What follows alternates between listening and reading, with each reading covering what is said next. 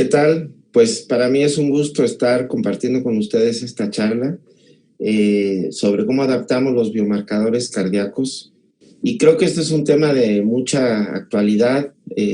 Esta presentación, estos son mis conflictos de intereses. Y voy a presentarles el caso de un varón de 50 años de edad, el cual textualmente él lo menciona que es fumador ocasional, que solamente se llega a fumar hasta 4 cigarrillos en un mes. También nos menciona que de hacía 2 meses a la fecha le habían diagnosticado hipertensión y, como ven ustedes, tomaba unas dosis extremadamente bajas de antihipertensivos, enalapril 10 miligramos diarios. Y también, y lo pongo textual, este tan frecuente comentario de los pacientes que tenía problemas de lípidos, que tenía solamente un poquito alto el colesterol y por lo mismo no tomaba ningún tratamiento. Él, el día 9 de julio nos toca verlo. Él estaba laborando en sus actividades de oficina en una empresa cuando súbitamente presenta un dolor torácico retroesternal opresivo que nunca en su vida lo había tenido, 10 de 10, acompañado de náuseas, vómito, diaforesis y deseos de evacuar. Rápidamente acude al servicio médico de dicha empresa y ellos lo deciden trasladar aquí y por como vieron las cosas, en el momento ellos tomaron la decisión de traerlos en auto. Llega al hospital al servicio de urgencias cuando tenía 1 hora y cuarto de inicio de los síntomas. A la exploración, quiero aclarar que todavía persistía con ligero dolor, 3 de 10 de intensidad, y en la exploración física está bradicárdico, 50 por minuto, hipotenso, 90-60. Ven ustedes su somatometría con un índice de masa corporal de 33, con obesidad, perímetro abdominal elevado, y con un índice tobillo-brazo prácticamente normal. Este es el electro de su ingreso. Nos llama la atención y les pongo las flechitas porque vemos cómo está en ritmo sinusal y de repente tiene escapes nodales. La otra cuestión que les llamará la atención a ustedes, primero que nada, es que no hay una elevación del segmento ST. Existe por ahí en las precordiales, en B2 y B3, inversión de la onda T y si acaso un poquito de descenso del segmento ST, igual que la onda T invertida en la cara lateral alta. Muy bien, estos son sus laboratorios que de rutina el hospital le tomó. Antes de que llegáramos nosotros ya le habían tomado estas muestras y lo que se encontró es con glucosa de 131, obviamente no estaba en ayuno, su función renal muy decente, salen rangos de colesterol y triglicéridos elevados, su biometría hemática prácticamente normal y el hospital pues todavía con la inercia tradicional le toma una serie de enzimas que pues todos sabemos que ya están obsoletas, pero bueno, tal cual se las estoy presentando, quiero resaltar que estaban en rangos normales las primeras 4 y la troponina ahí de alta sensibilidad estaba elevada, muy discretamente. Regreso solamente para resaltar que el rango era de 0.1 y aquí estaba 4 veces elevado esto. Bueno, ¿por qué es importante los biomarcadores de alta sensibilidad? Bueno, primero que nada, ustedes recordarán que todos los biomarcadores nos hicieron el aprendizaje de que el diagnóstico bioquímico de daño del corazón, de infarto, se presenta prácticamente a las 18, a las 20, incluso a las 24 horas después de un infarto. Y las primeras troponinas, pues efectivamente teníamos medidas de hasta 12 horas, pero lo interesante de este gráfico pues es cómo todas las demás enzimas que se utilizaban nos hacían de alguna manera una mezcla que pues hacía el criterio clínico de decidir incluso la temporalidad del infarto. La troponina, ¿por qué cambiaron los hospitales y por qué tratamos de fomentar que se tenga la troponina de alta sensibilidad? Pues porque tiene la capacidad de detectar concentraciones incluso 100 veces más bajas de elevación de esta enzima que la tradicional. Y esto, pues evidentemente nos va a permitir una detección más temprana de un daño. Y en este caso, pues tengan en cuenta que estamos tratando de determinar la utilidad o no de definir que una persona tiene un infarto y la magnitud que tendría el hacerlo en forma temprana, porque como es obvio, pues las acciones terapéuticas se pueden adelantar con mayor rapidez. Algo que también es muy útil es qué pasa cuando este biomarcador, cuando la troponina de alta sensibilidad tiene nos la reporta negativa. Vean ustedes cómo el valor predictivo negativo de esta prueba es muy alto, es de una sensibilidad de hasta el 95% para excluir a las 3 horas un paciente que tenga un infarto. Es decir, que si un paciente viene con dolor al servicio de urgencias, tiene 3 horas de evolución y este biomarcador es negativo, prácticamente podemos excluir un infarto. Eso es un mensaje muy interesante.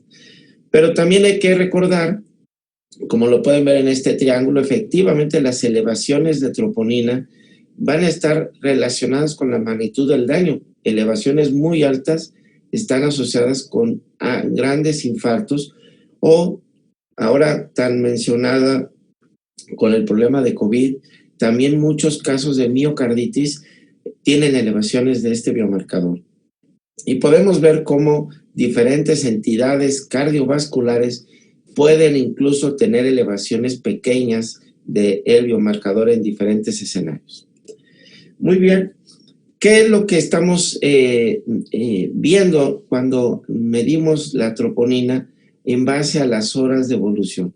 Evidentemente, entre más horas tenga un paciente de evolución del infarto, pues la elevación de cualquiera de estos biomarcadores será mayor, pero la troponina, y en particular estamos hablando de esta troponina I, en menos de 2 horas, pues habría la duda de que si realmente nos pudiera dar una utilidad, que les recuerdo que en este caso tenía elevaciones muy pequeñas, pero también es cierto que apenas tendría 1 hora de evolución el infarto, 1 hora y cuarto, o del dolor al menos.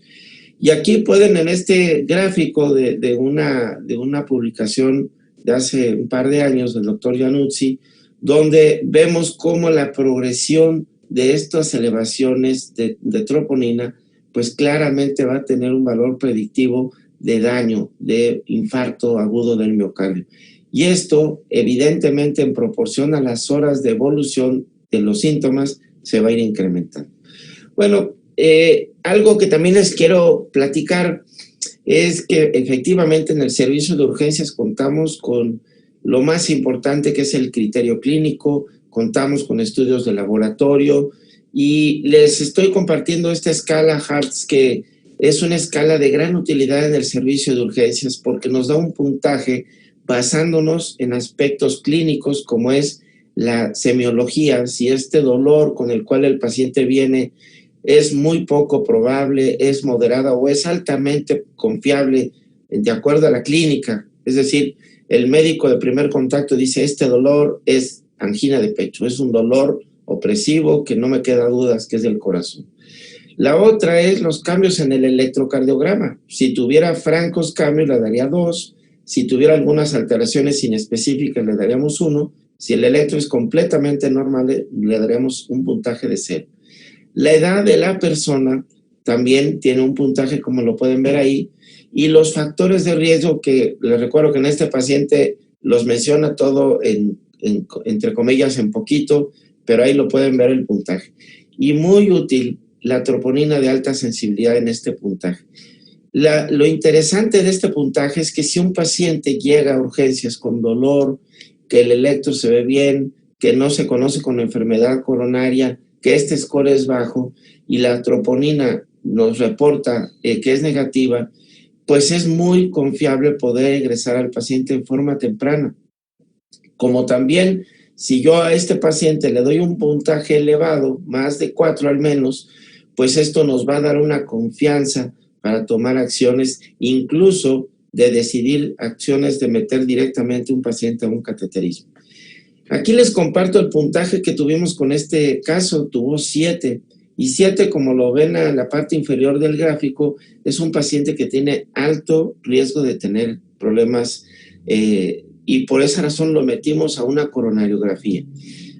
Fíjense cómo nos sorprendió que estuviera completamente ocluida, una oclusión arteriotrombótica proximal de la coronaria derecha.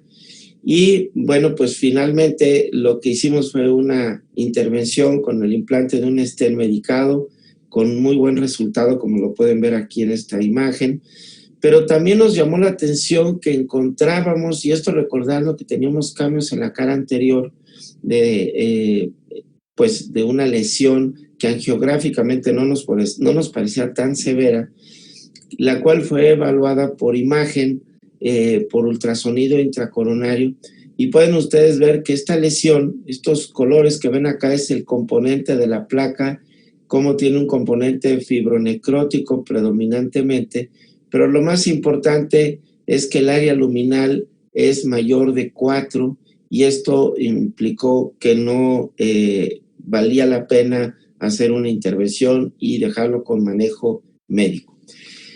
Esta es la imagen del ecocardiograma donde podemos evaluar la movilidad. Este es en el segmento medio, en un corte donde vemos una hipocinesia en la región inferior y lateral con una fracción de expulsión conservada. Y este eco fue prácticamente en forma inmediata al llegar al servicio de urgencias. Quiero aclarar que ese ecocardiograma fue antes de la coronariografía. Vemos, estos son estudios de laboratorio al día siguiente. Queríamos estar seguros que fuera o no diabético. Aquí ven ustedes que la glucosa en ayunos del día siguiente es normal, prácticamente 106, por lo menos no diagnóstica de diabetes, con una hemoglobina glucosilada también normal. Y un perfil de lípidos, pues claramente con problemas de dislipidemia mixta, con un colesterol no HDL elevado, un HDL bajo, un LDL elevado y triglicéridos también elevados. Y al día siguiente el examen de orina con discreta proteinuria, sin gluco ni hematuria, y las enzimas que se tomaron elevadas, les estoy marcando las que se tomaron, y obviamente la elevación de la troponina de alta sensibilidad que también se documentó. Este es el tratamiento con el que el paciente se manejó. Le dimos ácido acetil salicílico después del procedimiento. Cabe aclarar que en el procedimiento se le dio una carga de 600 miligramos de clopidogrel y posteriormente queda con 75 miligramos diarios. Decidimos darle exclusivamente estatinas de alta potencia en alta dosis, 80 miligramos diarios, que como ustedes saben, no nada más va a bajar el LDL, sino que también tiene una reducción de triglicéridos y puede subir incluso un poquito el HDL, siempre y cuando esto vaya de la mano de todos los cambios en el estilo de vida. Se le administraron dosis bajas de beta bloqueador, de nebivolol, así como un inhibidor de bomba de protones como protección de riesgo de sangrado de tubo digestivo, y durante las primeras 48 horas estuvo con enoxaparina. Bueno, pues las recomendaciones que le dimos al paciente para su alta fue dejar el cigarro por completo, reducir la ingesta de calorías precisamente para bajar de peso, una rehabilitación cardíaca que tratamos de fomentar, que todos los pacientes que han tenido un evento cardiovascular y hayan tenido una intervención coronaria entren a estos programas que son muy exitosos, y fomentar una dieta correcta, una dieta como puede ser la dieta mediterránea, donde sabemos que tiene un impacto de reducción de eventos, y pues no dejar el seguimiento, no dejar un buen control médico en sus consultas con periódicas evaluaciones y estudios de laboratorio. Pues con esto termino, no sin antes de agradecerles a todos ustedes su atención, invitarlos a un evento que estamos con mucho entusiasmo organizando de la Sociedad Mexicana de Cardiología en conjunto con la World Heart Federation, que es nuestra tercera sesión estatutaria, que será en la ciudad de Monterrey, muy probablemente virtual, el día 27 y 28 de noviembre, el cual están cordialmente invitados. Muchas gracias por su atención.